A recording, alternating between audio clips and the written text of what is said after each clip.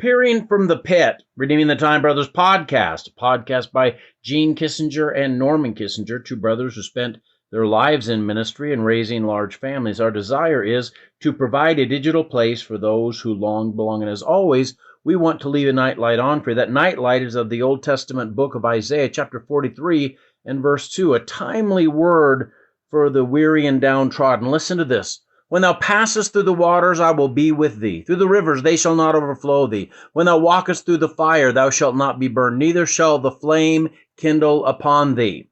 Right now, there is an eclipse that's taking place on the other side of the planet. The shadow of the earth will blot out the image of the moon, and we won't be able to see it. It's a dark time. But we can't see it from where I'm at. I'm in North America, and we can't see that eclipse because of my situation. Even in trying to gaze the heavens, there are a couple of places that you can go to maximize your ability to see into the heavens.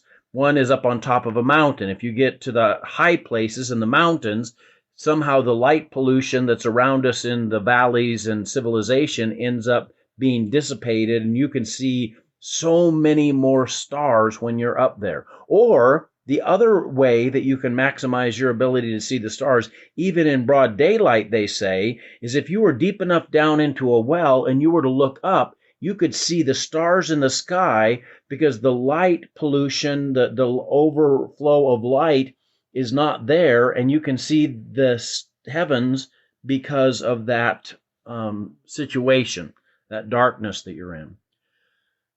These are dark times, and these are times when people feel down and down deep. Now, I can experience God on the mountaintop, but also I can experience God in a profound way in the pit. When I'm down in the pit, God is moving in a powerful way to reveal himself to me, so that I can be assured what the Bible says, that to them that love God and are the called according to his purpose, that he's going to work those things together for me, all things together for good for me, if I'm that person.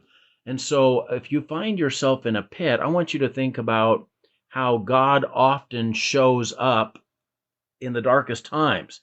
Abram, who had really been moved away from his home, and he was away from everybody, including even his nephew Lot, that's when he gets a rich revelation of God, when he's a wandering, essentially homeless man. And God shows himself to him and gives him a vast estate that will be his and his seeds. Jacob has a fresh experience for God at the lowest point in his life when he's getting away from Laban, who has abused him and used him, headed towards Esau, whom Jacob had mistreated. And now he's at a crisis point in his life, and at that crisis point, he gets into a wrestling match with God and finally is able to get a brand new name and apparently a new nature, where he moves from being the deceiver and the supplanter to being a prince of Israel. You can think of Joshua. He'd been called to lead the children of Israel. Moses, the previous leader who had a successful run for 40 years, is now dead, and now he's got to go into the promised land and take a fortified city. And the night before he's ready to do this, he goes down to the river, and in the darkness, God shows himself to Joshua. And of course, he takes the city of Jericho and the promised land. What I'm saying is that you are going to find yourself in deep, dark, hard times.